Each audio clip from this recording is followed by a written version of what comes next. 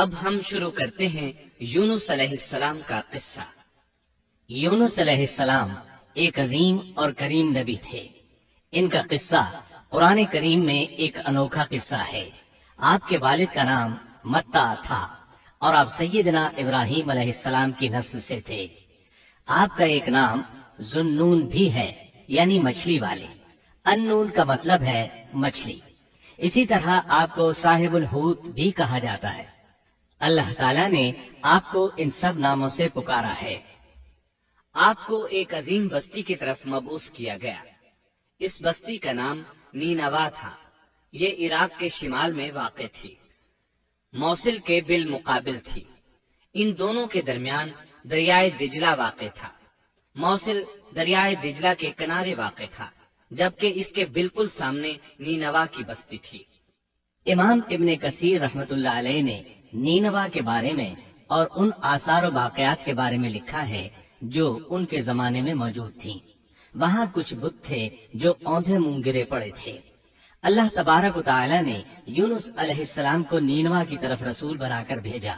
سورۃ الصافات آیت 139 میں ہے، وَإِنَّ يُونُسَ لَمِنَ الْمُرْسَلِينَ،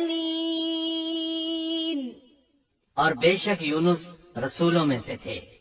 آگے اللہ آیت 147 میں فرماتے ہیں، وَأَرْسَلْنَاهُ إِلَى 100,000 أَوْ يَزِيدُونَ،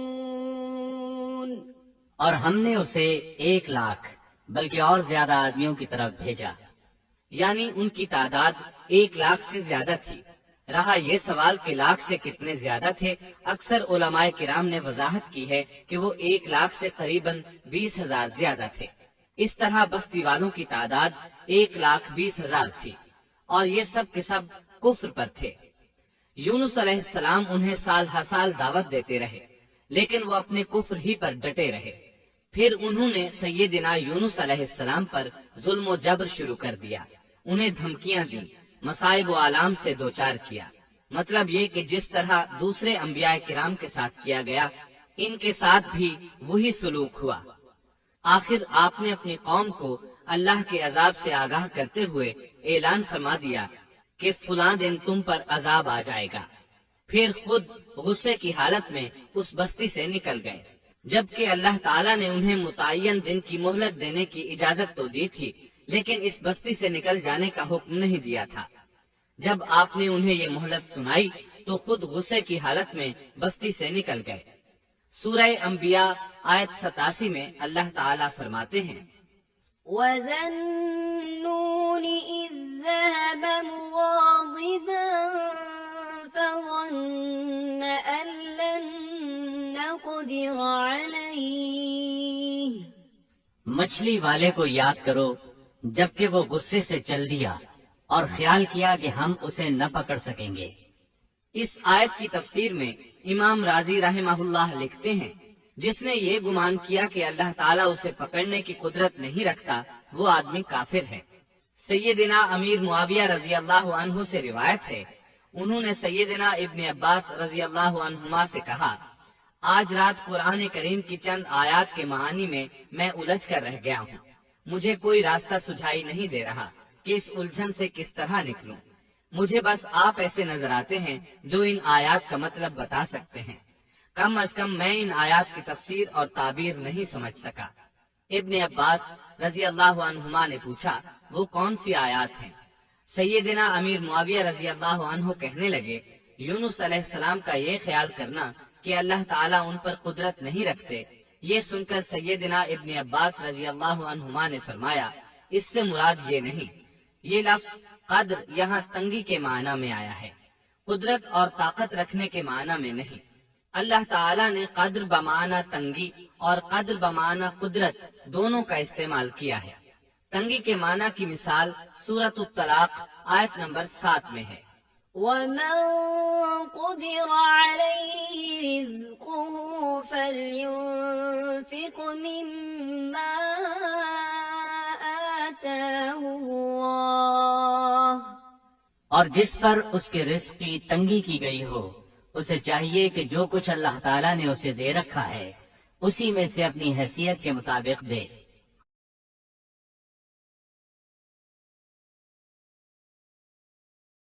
تو اس آیت میں بھی یہی معنی مراد ہے کہ انہوں نے گمان کر لیا ہم ان پر تنگی نہیں کریں گے، یعنی ان کا خیال یہ تھا کہ اگرچہ وہ اللہ تعالیٰ کی اجازت کے بغیر نکل کھڑے ہوئے ہیں پھر بھی اللہ ان پر تنگی نہیں کریں گے، کیونکہ وہ اللہ کے ایک معزز نبی اور رسول ہیں، اور ان کی قوم کے لوگ اللہ کی گرفت اور اس کے عذاب کے مستحق ہیں۔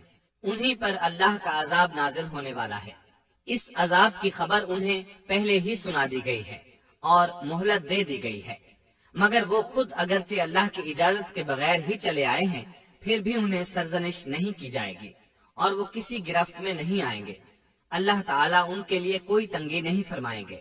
اللہ تعالیٰ سورۃ الانبیاء آیت 87 میں فرماتے ہیں، فظن أن لن نقدر عليه، اس نے خیال کیا کہ ہم اسے پکڑ نہیں سکیں گے۔ مطلب یہ کہ ہم انہیں کوئی سزا نہیں کریں گے اور ان پر کسی طرح کی تنگی نہیں کریں گے، اور وہ سمندر کی طرف چل دیے۔ انہی دنوں میں عذاب الہی کی کچھ علامات نینوا بستی پر ظاہر ہونا شروع ہو گئی۔ ایک بہت بڑا سیاہ بادل ان کی طرف بڑھنے لگا۔ اس بادل میں آگ کے شعلے دکھائی دینے لگے۔ ان لوگوں نے یہ بادل ان متعین دنوں میں سے پہلے ہی دن دیکھ لیا۔ اس کو دیکھتے ہی وہ سمجھ گئے کہ جس طرح سیدنا یونس علیہ السلام نے انہیں آگاہ کیا تھا یہ عذاب ان پر نازل ہو کر رہے گا، اور جو عذاب سیدنا لوط علیہ السلام کی قوم پر آیا تھا وہ اس کے بارے میں بھی اچھی طرح جانتے تھے۔ وہ بستی ان کی بستی کے قریب ہی تھی، اس لیے وہ ڈر گئے۔ ان کے سردار جمع ہوئے اور کہنے لگے، جیسے تم سے پہلے لوگوں پر عذاب اترا کرتے تھے تم پر بھی یہ نازل ہو کر رہے گا، جلدی کرو، سب جمع ہو جاؤ۔ چنانچہ انہوں نے اس بات پر اتفاق کر لیا کہ سیدنا یونس علیہ السلام نے بالکل سچ فرمایا تھا۔ اللہ کی قسم یہ بالکل وہی عذاب ہے، تم اللہ کے عذاب سے نجات نہیں پا سکو گے۔ اس سے بچنے کی ایک ہی صورت ہے کہ تم ایمان لے آؤ اور توبہ کر لو۔ اس طرح وہ سب کے سب ایمان لے آئے، لیکن سیدنا یونس علیہ السلام وہاں موجود نہیں تھے۔ ان کی عدم موجودگی میں یہ سب کے سب یعنی 1,20,000 افراد ایمان لے آئے۔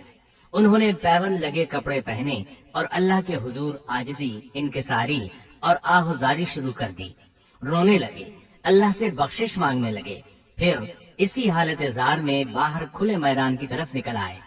ان کے سرداروں نے سب کو الگ الگ کر دیا، یہاں تک کہ ماں اور بیٹے کو بھی جدا کر دیا۔ سب اپنی اپنی جگہ پر یعنی ماں اپنی جگہ پر اور بیٹا اپنی جگہ پر آہوزاری کرنے لگے تاکہ ان پر اللہ تعالیٰ کی رحمت نازل ہو جائے۔ یہ عذاب 3 دن تک ان کے سروں پر منڈلاتا رہا، اور یہ بھی مسلسل آہوزاری کرتے رہے، اپنی عاجزی ظاہر کرتے رہے، معافیاں مانگتے رہے۔ آخر کار اللہ تعالیٰ نے ان پر رحم و کرم فرما دیا اور عذاب کو ان سے پھیر دیا۔ اللہ تعالیٰ سورہ یونس آیت 98 میں فرماتے ہیں، فلولا كانت قرية آمنت فنفعها إيمانها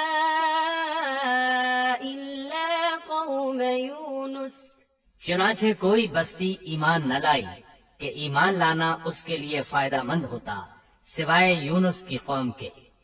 مطلب یہ کہ سابقہ امتوں میں سے کسی کے بارے میں یہ سننے میں نہیں آیا کہ پوری قوم ایمان لے آئی ہو۔ تمام بستیوں میں ایک بھی بستی ایسی نہیں تھی، بس ایک یونس علیہ السلام کی قوم ایمان لے آئی۔ اللہ تعالیٰ سورہ یونس آیت 98 میں فرماتے ہیں، لما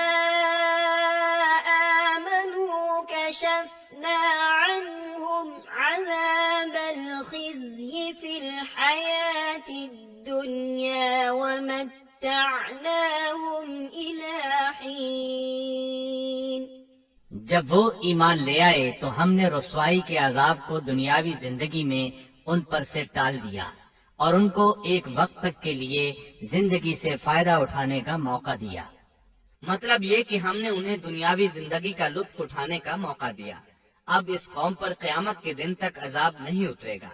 علامہ ابن کثیر رحمت اللہ علیہ فرماتے ہیں، اس آیت کریمہ کا مفہوم یہ ہے کہ کسی بستی کے تمام باشندے کسی نبی پر کبھی ایمان نہیں لائے یا تو سب نے کفر کیا یا پھر اکثر نے کفر کیا۔ لیکن یونس علیہ السلام کی قوم واحد ایسی قوم ہے جو تمام کی تمام عذاب الہی کے آثار دیکھ کر ایمان لے آئی۔ سابقہ ادوار میں جتنی بھی بستیاں گزری ان میں اہل ایمان کے ساتھ یا تو کفار رہے ہیں یا ان میں منافقین بھی رہے ہیں، سوائے یونس علیہ السلام کی قوم کے وہ سب کے سب کافر تھے، پھر سب کے سب ایمان لے آئے۔ یہ اللہ تعالیٰ کے عجائبات میں سے ہے اور اس کی قدرت اور رحمت کی نشانیوں میں سے ہے۔ اب دوسری طرف کی سنیے، یونس علیہ السلام کو کچھ معلوم نہیں تھا کہ ان کی قوم کے ساتھ کیا ہوا۔ آپ تو غصے کی حالت میں بستی سے نکل کر سمندر کی طرف چلے آئے تھے۔ آپ ایک کشتی کی طرف آئے، اس میں سواریاں اور ساز و سامان لگا ہوا تھا۔ اللہ تعالیٰ سورۃ الصافات آیت 140 میں فرماتے ہیں،